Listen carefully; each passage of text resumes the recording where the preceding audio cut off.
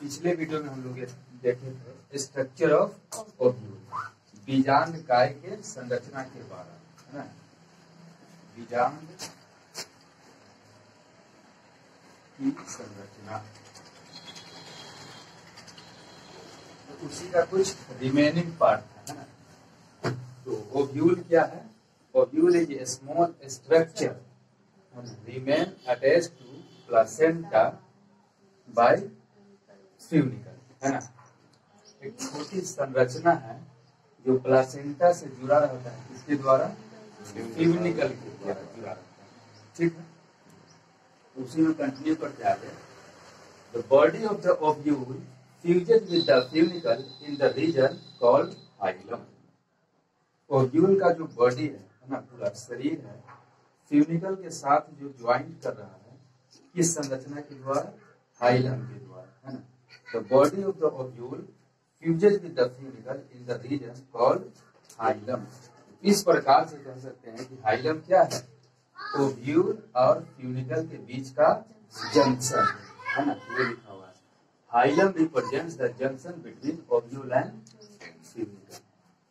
The body of the ovule fuses with the funicle in the region called hilum, है ना।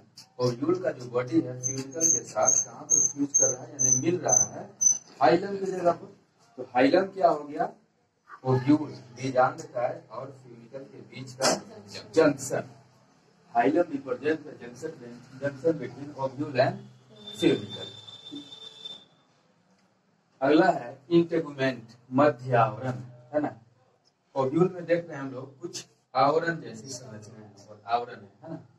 तो उसको देखते हैं क्या? Integument, it is protective covering 1 और 2 इन नंबर। क्या क्या है? सुरक्षा कवच है जिसकी एक या 2 संख्या में होते हैं। इट इज प्रोटेक्टिव कवरिंग 1 और 2 इन नंबर। यह सुरक्षा कवच है किसका? ओव्यूल का, है ना, जिसकी संख्या 1 या 2 हो सकती है। Integument encircle the nucleus except at the tip, where a small opening called micropyle is organized. ये जो इंटेगुमेंट है ना, सुरक्षा कवच है, ये पूरे न्यूक्लियस को, यहाँ पर हम लोग न्यूक्लियस कह रहे हैं, पूरे न्यूक्लियस को क्या है? घेरे हुआ रहता है ना। एनसर्कल मतलब घेरे हुआ रहता है। एक्सेप्ट, अपवाद, किसको छोड़कर? एट द टिप, है ना, ऊपर यहाँ पर टिप वाला पोर्शन है। वेयर स्मॉल ओपनिंग, यहाँ पर एक छोटा सा ओपनिंग कहा जाता है इसको, is called micropyle is organised, है ना। इंटेगुमेंट जो है पूरे चारों तरफ से न्यूक्लियस को घेरे हुआ, एक्सेप्ट, अपवाद, कहाँ पर छोड़ के? यहाँ पर नहीं है। उस पोजीशन को क्या करते हैं? उस माइक्रोपाइल करते हैं। तो इंटेगुमेंट क्या है? यह सुरक्षा कवच है जो पूरे चारों तरफ से, है ना, न्यूक्लियस को घेरे रहता है, एक्सेप्ट कहाँ पर? टिप, ऊपर वाला पोजीशन को छोड़ के, जिसको क्या कहा जाता है? माइक्रोपाइल कहा जाता है। अब यहाँ पर माइक्रोपाइल है, तो इस प्रकार से इस एंड को माइक्रोपाइलर एंड या माइक्रोपाइलर पोल कहते हैं, और इसके अपोजिट वाले हिस्से को क्या कहते हैं? चैलेजल पोल कहते हैं, ठीक है। Opposite to the micropyle is chalazal end, है ना। माइक्रोपाइल एंड या माइक्रोपाइल पोल के अपोजिट, है ना, जो पोजीशन होगा उसको चैलेजल पोल कहते हैं। इंटेगुमेंट क्या है? यह प्रोटेक्टिव कवरिंग, सुरक्षा कवच है जो जिसकी संख्या 1 या 2 हो सकती है। इंटेगुमेंट क्या करता है? न्यूक्लियस को चारों तरफ से घेरता है, लेकिन एक जगह पर न्यूक्लियस, ये जो है इंटेगुमेंट नहीं घेरता है। इसको क्या कहा जाता है? माइक्रोपाइल बोला जाता है, माइक्रोपाइल, है ना। और उस किनारे को क्या कहा जाता है? माइक्रोपाइलर पोल या माइक्रोपाइलर एंड कहा जाता है। माइक्रोपाइलर एंड के अपोजिट वाले हिस्से को क्या करते हैं? चैलेजल पोल कहते हैं। उसके बाद है न्यूक्लियस। हम लोग पढ़ेंगे न्यूक्लियस क्या है? Mass of cells within the integument is called nucleus. ये जो देख रहे हैं इंटेगुमेंट के अंदर जो कोशिकाओं का पुंज है ना, कोशिकाओं का समूह कहिए या कोशिकाओं का पुंज जो है, वही क्या कहलाता है? न्यूक्लियस कहलाता है। इसका हिंदी है बीजांड काय, है ना। Mass of cells within the integument is called nucleus. Integument यानी सुरक्षा कवच, ये प्रोटेक्टिव कवरिंग जो है उसके अंदर यहाँ पर, है ना, कोशिकाओं का पुंज है, इसी को क्या कहते हैं, न्यूक्लियस कहते हैं, बीजांड काय कहते हैं, ठीक है। Cells of nucleus have abundant food reserve. इसके पास क्या है, बीजांड काय या न्यूक्लियस के कोशिकाओं के पास प्रचुर मात्रा में खाद्य पदार्थ संग्रहित होते हैं, ठीक है। अब यहाँ पर मेन बात देखना है, single cells of nucleus at the micropylar end acts as megaspore mother cell. Micropyle यहाँ पर देख रहे हैं पूरा न्यूक्लियस का कोशिका है, तो माइक्रोपाइल एंड, ये माइक्रोपाइलर एंड है ना, और ये चैलेंजर एंड। तो माइक्रोपाइलर एंड का कोई एक कोशिका जो क्या होगा, मेगास्पोर मदर सेल की तरह कार्य करेगा। यानी मेगास्पोर मदर सेल क्या बनाने जा रहा है, मेगास्पोर बनाने वाली कोशिका को कहेंगे हम लोग मेगास्पोर मदर सेल। तो इसी न्यूक्लियस का कोई कोशिका जो है माइक्रोपाइल एंड पर वो मेगास्पोर मदर सेल की तरह कार्य करेगा, है ना, और क्या बना देगा, मेगास्पोर मदर सेल बना देगा। वही है, single cell of nucleus at the micropylar and act as megaspore mother cell। न्यूक्लियस का ही कोई कोशिका है, एक कोशिका से एक बार में एक ही बार बनाएगा, एक ही मेगास्पोर मदर सेल बनाता है ना, मेगास्पोर मदर सेल की तरह काम करता है। Single cell of nucleus at the micropylar end act as megaspore mother cell. Megaspore mother cell की तरह काम करेगा। अब मेगास्पोर मदर सेल क्या करता है, megaspore mother cell undergo meiotic division to form 4 megaspore. उस मेगास्पोर मदर सेल यहाँ पर का कोई एक कोशिका जो है मेगास्पोर मदर सेल की तरह कार्य करेगा, यानी मेगास्पोर बनाने वाली कोशिका की तरह। अब वो मेगास्पोर मदर सेल जो है अंडरगो मियोटिक डिवीजन, उसका अर्धसूत्री विभाजन होता है, जिससे क्या होगा, 4 मेगास्पोर बनते हैं। 4 मेगास्पोर, इसको गुरु बीजाणु बोला जाता है, मेगास्पोर को गुरु बीजाणु। हाँ, 4 मेगास्पोर बनाएंगे। Out of 4 megaspore 3 degenerate and only 1 megaspore is functional. 4 megaspore बनाएगा मेगास्पोर मदर सेल जो है, उसमें 3 डिजेनरेट हो जाएगा, है ना, यानी नॉन फंक्शनल रहेगा, और सिर्फ एक ही फंक्शनल होगा, वही फीमेल गैमेटोफाइट में बदलेगा, जिसको एम्ब्रियो सैक हम लोग कहते हैं, ठीक है।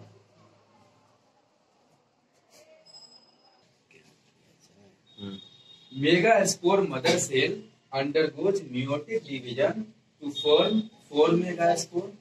वो जो मेगास्पोर मदर सेल है यहाँ पर का कोई कोशिका उस तरह बिहेव करेगा मेगास्पोर मदर सेल की तरह, वो डिवाइड करके 4 मेगास्पोर बनाएंगे, जिसमें से 3 मेगास्पोर जो है डिजेनरेट हो जाएगा, नॉन फंक्शनल हो जाएगा, और सिर्फ एक ही फंक्शन रहेगा। तो इस प्रोसेस को, है ना, जो मेगास्पोर बन रहा है मियोटिक डिवीजन के द्वारा, किसके मियोटिक डिवीजन के द्वारा, मेगास्पोर मदर सेल के, इसी को कहा जाता है megasporogenesis. The process of formation of megaspore, है ना, from megaspore mother cell through meiotic division is called megasporogenesis, ठीक है। गुरु बीजाणु मातृ कोशिका से गुरु बीजाणु के बनने की प्रक्रिया को इसके अर्धसूत्री विभाजन के द्वारा क्या कहा जाता है, गुरु बीजाणु जनन कहा जाता है, ठीक है। तो इसमें 4 मेगास्पोर जो बनेगा, 3 डिजेनरेट हो जाएगा और 1 फंक्शनल बनेगा, ठीक है।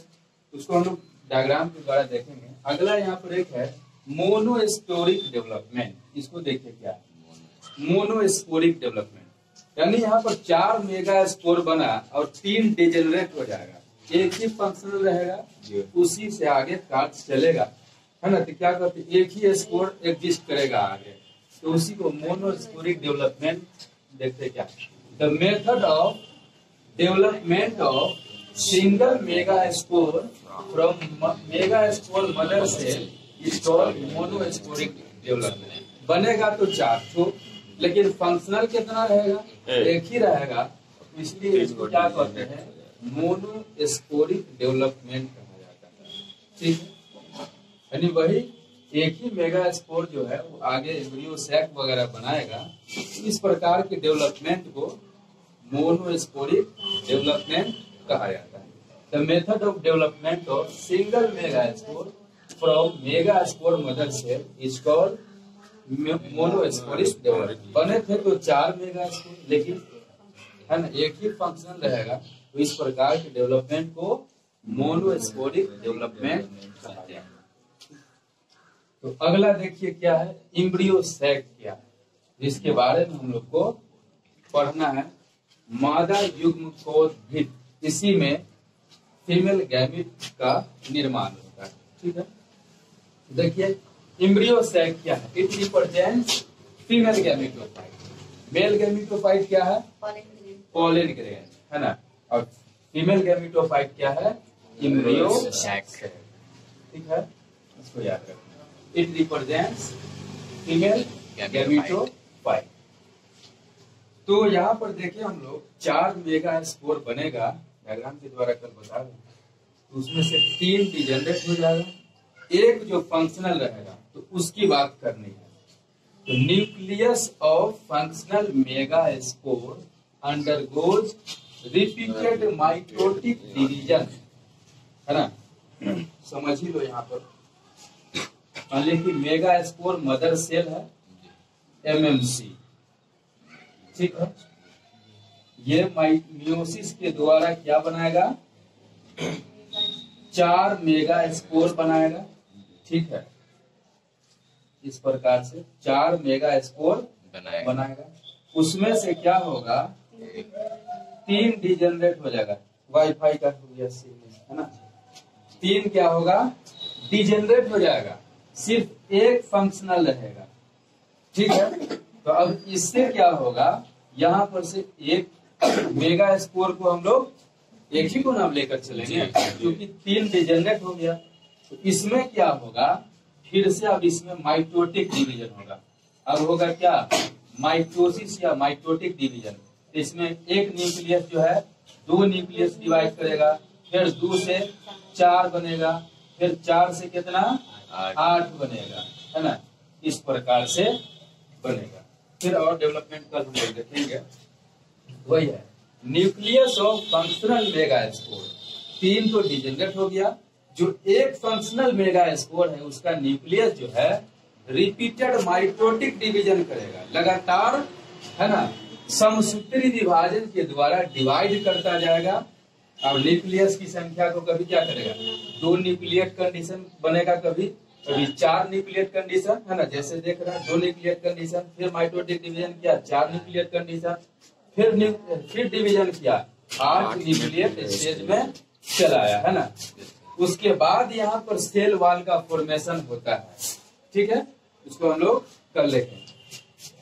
Letter cell wall formation occurs and results into 7 cell 8 nucleate condition. इसके बाद हम लोग देखेंगे कि उसमें 7 सेल होगा और न्यूक्लियस की संख्या कितनी होगी, 8 होगी।